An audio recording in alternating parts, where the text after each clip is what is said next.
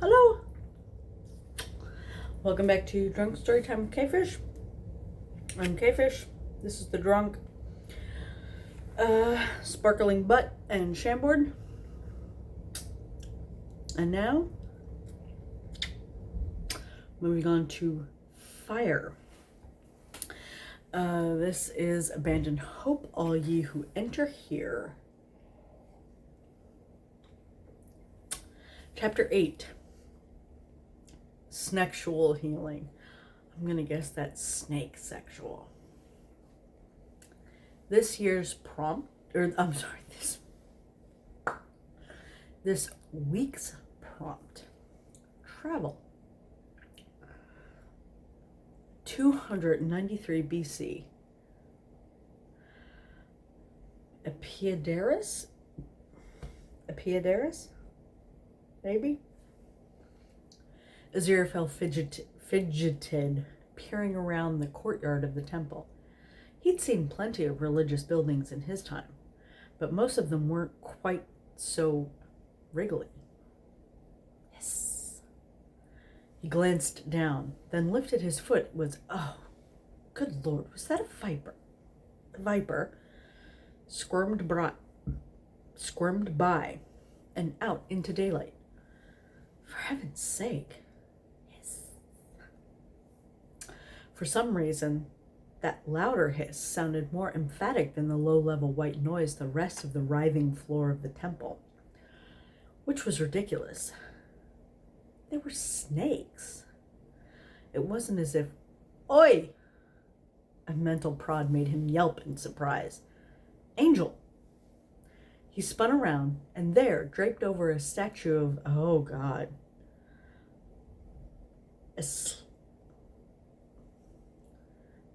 Asclepius. I'm sorry, I'm an idiot. Draped over a statue of Asclepius, a very familiar black serpent glared back at him. Crawley. Aziraphale glanced around to check the rest of the delegation were occupied with the high priest.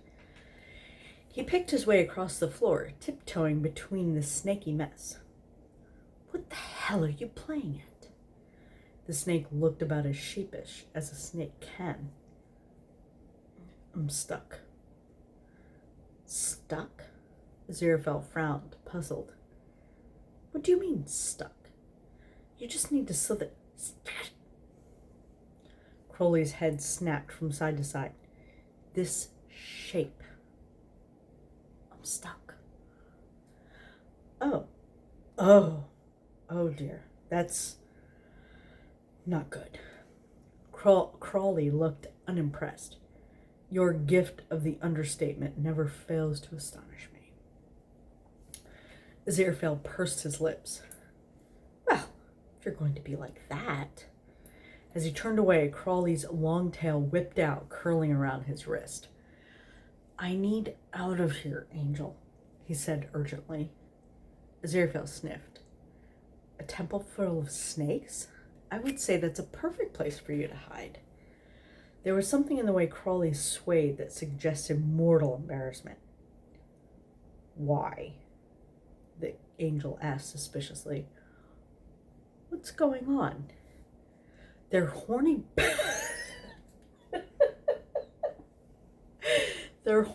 bastards is what's going on," Crawley exclaimed. "And I'm a prime piece of toddy." Aziraphale's undignified snort of laughter echoed through the pillared shrine. "It's not funny." Aziraphale tried to hide his smile behind his hand. "So good at your job you even tempt holy serpents, eh?"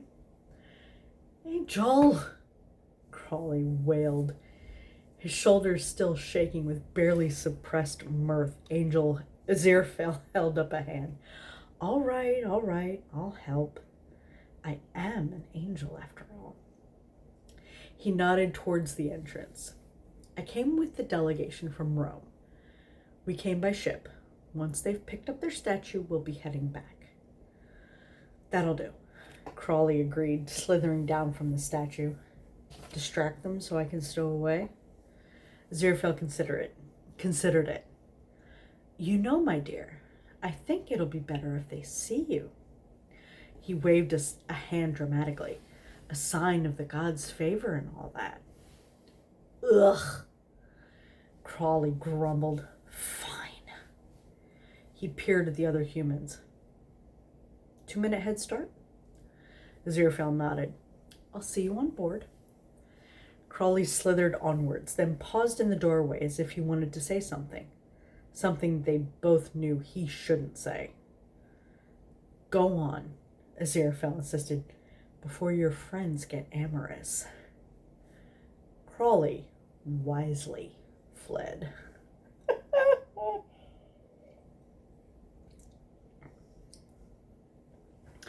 Oh, neat. In 293 BC is notes. In 293 BC, a delegation from Rome went to one of the shrines in Asclepius. Whatever. In Greece to get a statue of the god of healing because a plague was ravaging the city. When a big old snake from the temple was seen slithering onto the Roman ship, it was seen as an auspicious sign from the god. Near Rome, said snake slithered off, and wheresoever he landed, there they built the Roman temple of Asclepius. Huh. I will tell you this, okay, just as a quick aside. This fandom is so insane with the attention to detail, you know, and the research into history and stuff like that, and you know, and I don't mean to pat my own back in somebody else's story. I really don't. But I mean, myself included, and I was never like that. But just like the history and the looking for events that, you know, you could really not even shoehorn, you know, because shoehorn kind of suggests forcing something. So much as just, you know, like very conveniently sliding something in to, you know, into Good Omens. It's, jeez, Good Omens is fucking crazy. And I hate to say it like this, but just in its perfection, you know? Oh God. Okay, I'm gonna stop wailing. Maybe I'll do like a vlog or something. Okay, so moving on to chapter 9, Bellies.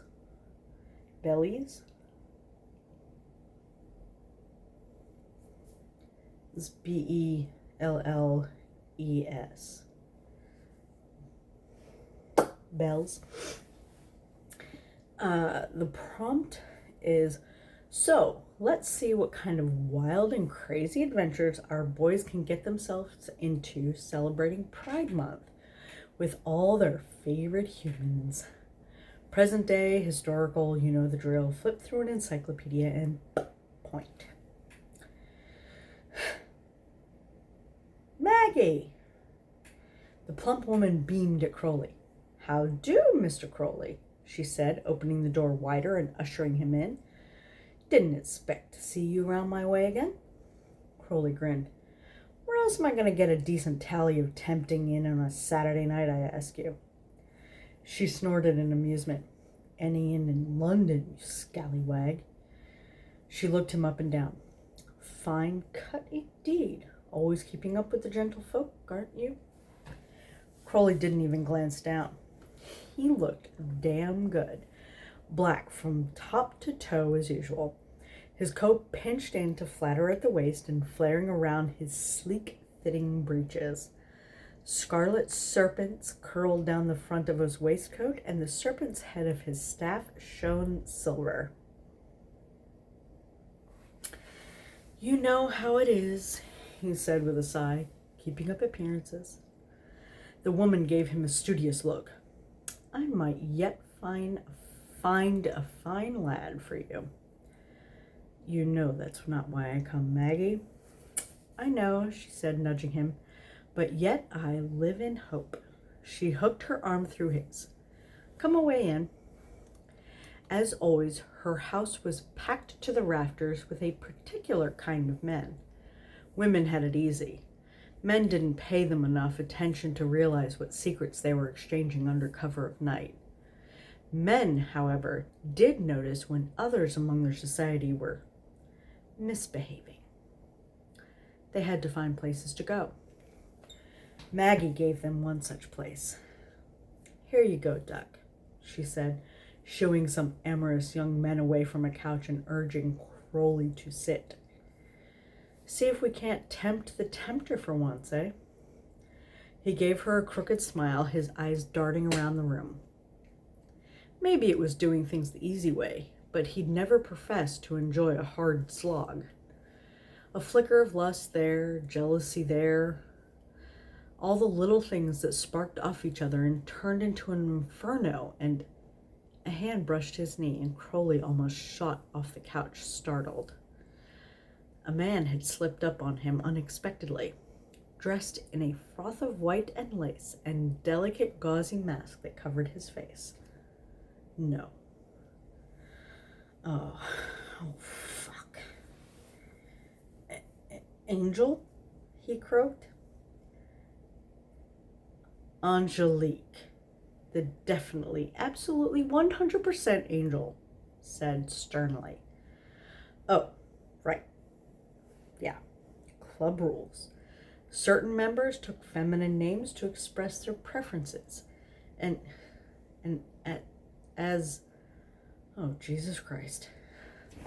Crowley scrambled to his feet, catching Aziraphale by the arm and hauling him away from the main room. Small rooms opened up off the upper landing, and it took 3 attempts to find one that wasn't currently occupied. Aziraphale's heeled shoes tapped along beside him. But mercifully, the angel didn't protest the manhandling, not even when Crowley shoved him into the room and slammed the door behind them. "What the fuck?" His words were stifled when the angel pushed him against the door, kissing him as if they'd ever done that before, and he grabbed the angel's shoulder, pushing him back. "Angelique," the bloody angel snapped back. "Oh, for Satan's sake." Crowley reached up and tore that damned silly mask off Aziraphale's face. No, I'm not doing this." Aziraphale went pink. Isn't that why you're here?" Cogs slowly started grinding, and Crowley gaped at him. "That's why you are?" The angel huffed, stamping away from him and sitting down on the edge of the bed. "I keep an eye on the young men here," he said. "Make sure they don't get into too much trouble as much as I can. And you..." He went pink. "Well, I mean..." And Crowley had been known to flit in and out, wandering from room to room. "Ah," he winced. "Yeah, no." Other cogs rumbled into place. "Wait, you came to try..." He flapped a hand wildly. "You? With me?" The angel gave him a put-out look. "I rather thought kissing you suggested that." He turned over his mask, glaring down at it. "I hoped if you didn't know it was me, then you might, I don't know, be interested." "Be interested," Crowley echoed blankly. "Oh, you don't have to sound so shocked." "Angel, I don't come here to shag anyone." "Oh, really?" Oh, really? He yanked the door open and yelled out, "Oi, Maggie, how many times have I buggered anyone?" A chorus of hoots of laughter rang out, and another round followed when the lady of the house yelled back, "If you can't remember that, duck, you're doing it wrong." Well, true. Crowley groaned, slamming the door shut. "I just come here for the tempting," he said, whipping back around to face the angel. I didn't... He groaned again, sagging back against the door. "Really?" Aziraphale asked in a small voice. Crowley crossed the floor and sagged down to sit on the edge of the bed beside him. "Really," he murmured. He glanced at the downcast angel and nudged him gently. "Never expected I'd make an angel jealous." Aziraphale huffed, pouting at him. "I'm hardly jealous." "Uh-huh." Crowley grinned. "Angelique, huh? Did you hurt yourself coming up with that?" Aziraphale smacked him on the knee. "You are an absolute beast," he huffed, getting to his feet. After all this time." Crowley whipped out his arm, hooking the froth of Aziraphale's waistcoat with the fangs of his serpent staff. "Put the mask back on," he murmured. "What?" "Put the mask back on." Aziraphale flushed pink. "You mean..." "I mean, I'm a demon. Got to take advantage of a human now and then, don't I?" He pushed himself to his feet, heart thundering against his ribs, but somehow lying raw in his hands at the same time. "I came in here with Angelique, after all." Aziraphale's face lit up, and he tied the mask back in place. Sometime later, they stumbled out of the room, giggling and leaning on one another. Crowley had no idea where his cravat had buggered off to, which was impressive given that he manifested his clothes, and Aziraphale looked even more frothy and lace-decked than before. Maggie beamed at them as they came down the stairs. "Another happy marriage, my boys," she cried out, and the room burst into applause. "Marriage?" Aziraphale squeaked. "Oh," Crowley croaked. "Fuck." Oh, I love that. Author's notes: Maggie is loosely based on Margaret Clapp, who ran the equivalent of a gay club, a Molly House, in Holborn in 1726. Oh, I love the stories where they have to still pretend, even though that, in essence they're still like really sad stories, but I do still love those stories where they have to pretend, because they're just cute but angsty enough. I don't know. Okay, so the next two, I know that this is a long video, it's 18 minutes, but these next two are super short, and so I'm gonna squash them all into one video.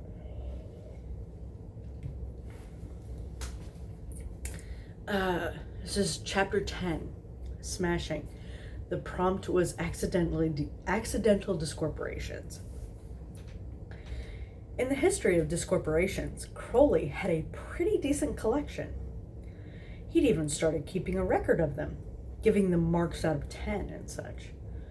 Favorite so far was the incident with the boulder. Boulder? Nice and quick, just squat and done. And he got Hastur back for that a decade later. Turned out his ragged rows were beautifully flammable, especially if some absolute rat bastard poured flammable pitch all over them first. Worst one to date was the barrel. The barrel sounds horrible. Say what you like about humans, but whoever came up with putting someone in a barrel and hammering nails through and rolling them down a hill was a complete bastard. Is that a thing? I mean, not now, but was that a... Oh my. Wouldn't have been so bad if he hadn't been napping and nursing a hangover when the bloody idiots grabbed him and popped him in like a plum for pickling. Still, there was one that never, ever, ever made it into his records. Bloody embarrassing it was, too. But in his defense, he'd never had a car before. How the hell was he meant to know that one of the buttons made it go backwards straight into a brick wall? Oh my god. That's something that, yeah, how did they test for, like driver's licenses and stuff when they first came out with the car? Anyway, so chapter 11, and this is the last one for Abandoned Hope, all you chapter 11. Ta-da! The prompt is Aziraphale's magic act. I'm gonna die. I know I'm gonna die from this. Crowley walked in a slow circle around the box. No. Aziraphale's face fell. But I really need to practice. I've seen your magic before, Angel. He swung around and gave the angel a pointed square. Stare.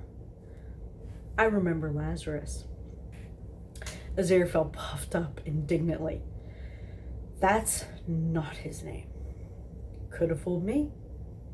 He crouched down, examining the seams of the box. So how does it work then?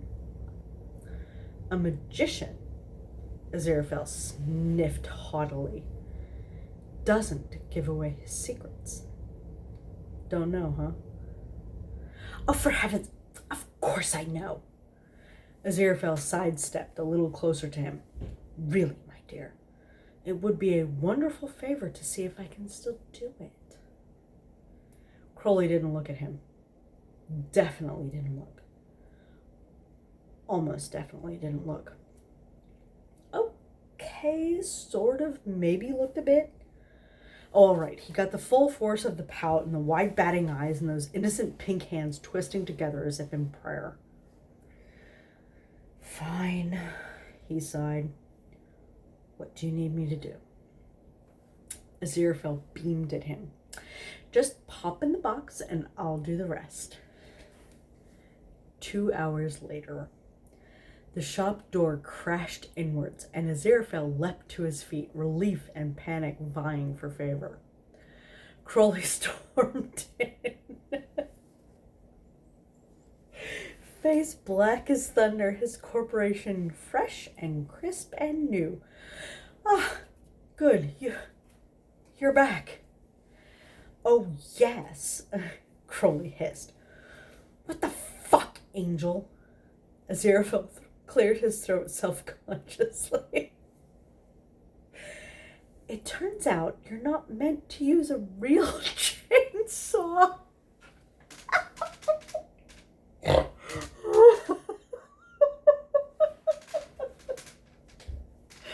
Oh, God. That's awesome. Just... Oops.